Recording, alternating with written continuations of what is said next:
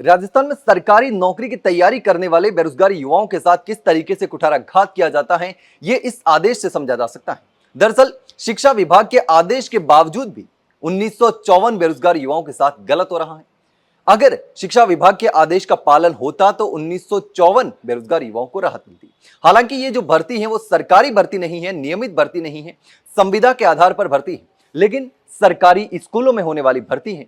ऐसे में अगर ये भर्ती हो जाती है और शिक्षा विभाग के आदेश का पालन होता है तो ऐसे में 1954 बेरोजगार युवाओं को सीधे तौर पर नौकरी मिल सकती है। लेकिन पता नहीं अधिकारी क्यों शिक्षा विभाग के आदेश का ही पालन नहीं कर रहे।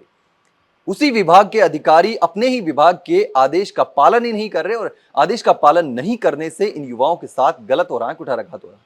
दरअसल अभ्यर्थियों का कहना है कि 2023 से लगातार ये आदेश जारी होता आ रहा है, लेकिन कभी भी नियुक्तियां नहीं हुई, भर्ती नहीं हुई। बजट कहां जाता है पता नहीं, कौन खा जाता है पता नहीं, लेकिन बेरोजगार युवाओं को नौकरी नहीं दी जाती। दरअसल राज्य में 977 जो महात्मा गांधी स्कूल हैं, उन्हीं स्कूलों में संविदा के आधार पर एक पियोन और एक चपरासी लगाने का नियम है और यह संविदा के आधार पर लगाना है। आपको बता दें कि महात्मा गांधी स्कूल में जहां पर भी बाल वाटिका संचालित है वहां पर एक पियोन और एक चपरासी लगाने के लिए नियम है, लगाना होता है, संविदा के आधार पर लगाना होता है, लेकिन विभाग के अधिकारी पता नहीं क्यों नहीं लगाते। विभाग के द्वारा आदेश भी जारी किया जा चुके हैं, 2023 से लगातार आदेश जारी होते हैं, लेकिन कभी भी इन युवाओं को नौकरी नहीं दी जाती। जहां पर भी महात्मा गांधी स्कूल में बाल वाटिका संचालित है वहां पर एक पियोन और चपरासी को लगाना होता है, लेकिन नहीं लगाया जाता। बजट जारी होता है, पता नहीं कहां जाता है, कौन खा जाता है, किसी को नहीं पता।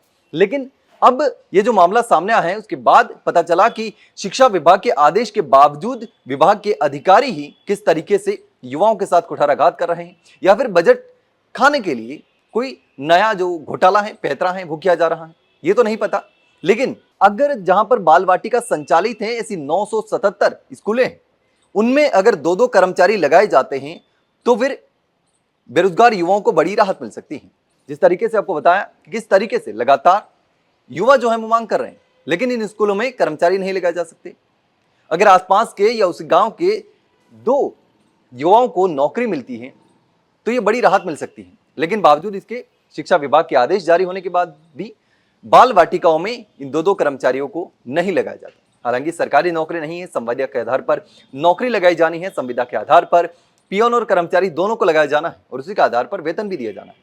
लेकिन कम से कम कुछ युवाओं को राहत मिल सकती है, बेरोजगारी से राहत मिल सकती है।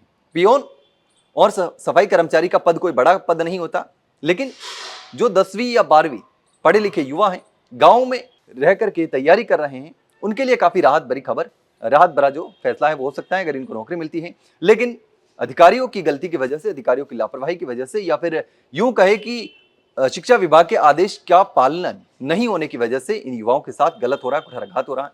लेकिन इस पूरे मामले पर आप क्या सोचते हैं, कमेंट सेक्शन में कमेंट करके जरूर बताना। वहीं अगर जानकारी अच्छी लगी हो तो वीडियो को लाइक और शेयर जरूर करें और हाँ, चैनल को सब्सक्राइब करना ना भूलें। फिलहाल के लिए इतना ही, जल्द मिलते हैं एक नई जानकारी के साथ, तब तक के लिए नमस्कार।